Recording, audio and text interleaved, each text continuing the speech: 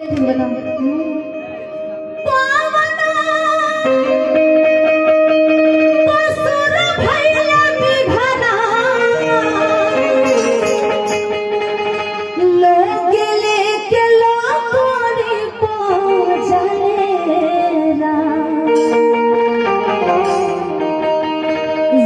एक किराए का घर है, किसी न किसी को तो जाना ही पड़ेगा।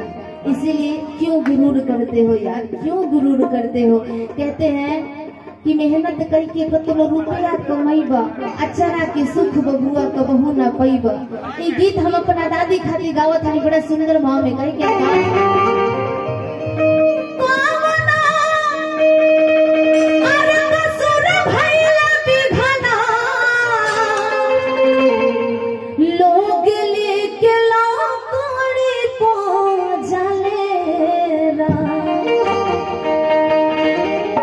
चीटी काटेला शरीर में तो बड़ा छछन होखेला, बड़ा जलन होखेला। सोची कि वो जब शरीर आग में जलत होखे तो कैसन एहसास होके, कैसन बुझात होके। जवन देहिया लुतिया से डरे उहे आज अगिया में डरे। जवन देहिया लुतिया से डरे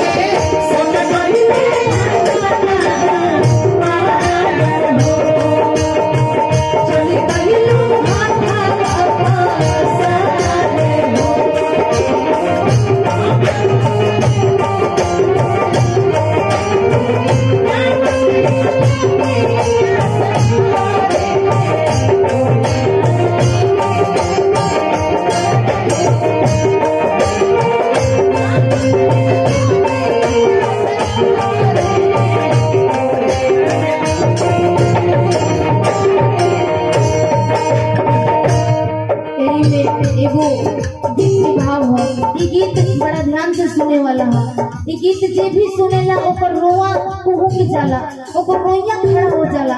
ऐसे कि एक बार अपन माई के, एक बार अपन दादी के जरूर याद करी। हम रोला सब के तरीका हो तूने जो कमाया है, तूने जो कमाया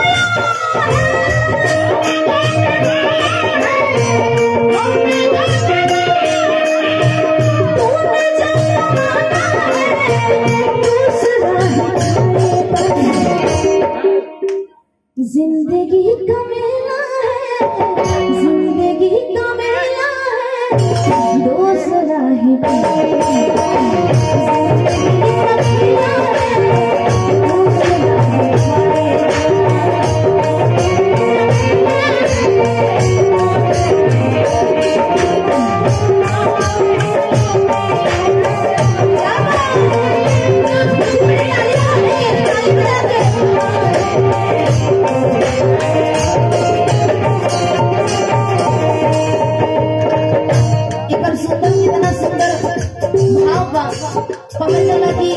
मीठा मीठा जब जिंदगी में कुछ ना बचेला, लोग रिश्तेदारी चाहे नाता होके जियाला में सब केहू जेकरा पास पैसा बा ओकरा भी हर केहू सटी, आ जेकरा भी पैसा ना रहे आप आजमा लीजिएगा, कभी कोई आपको पूछेगा नहीं। और जितना आपके जेब में पैसा भरल रहेगा दुनिया पूछेगा कि फलाना के पास जा रहे हैं कुछ बैठने के लिए, कुछ खाने के लिए। कभी ये तो सोचो, अरे यार जो गरीब है वो कैसे जी रहा है, वो कैसे जीते हैं। कहते हैं क्या, हो बाहर निकाल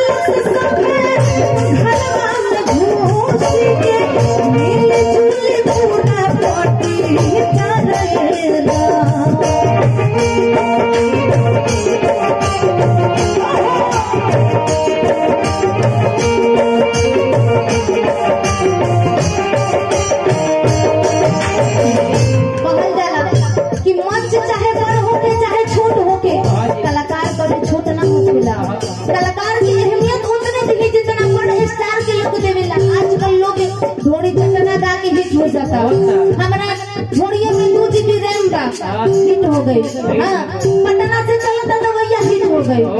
कभी सुंदर सुंदर गाना, कभी सुंदर सुंदर गीत छोटा कलाकार के हम तो ना कहिला, लेकिन ई कलाकार के सुनी का शंकर भैया हमने के सुनल करी कैसे, बाहर निकालो से मिले जुले पूरा पति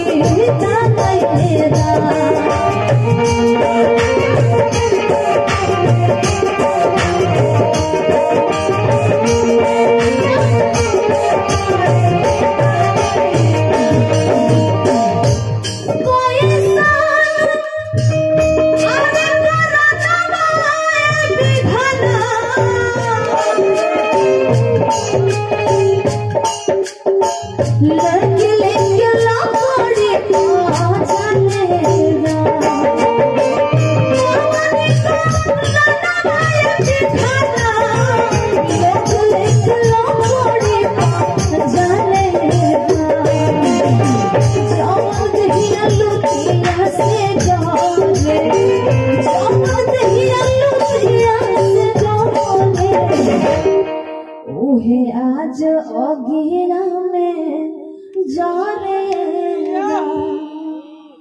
जवन देहिया लुतिया से डरे, ओहे आज अगिरा में जा रे। माई के बिना जिंदगी अधूरा रहेला, और क्यों के कोई होके हम चाहेंगे कि अपने माता जी, अपने दादी जी, कोई भी होके केहू के बड़ा होखला पे कभी भी छोड़ी मत, है कि माई सिर्फ एक ही बार मिलेगी, पत्नी 1000 मिल जाएगी लेकिन माँ सिर्फ एक ही बार मिलेगी, बाप सिर्फ एक ही बार मिलेंगे। आजकल के लोग ऐसा करता कि बियाह होखला पे माई बाबू के कहता कि खिलाई कहाँ से, भूल गए वो दिन जिस दिन वही माँ एक रोटी अपने न खा के 4 बाल बच्चे को खिलाती थी। आज तुम कहते हो कि हम एक रोटी नहीं खिला पाएंगे। वाह रे जमाना। यही से गीत के वाह कहा जला का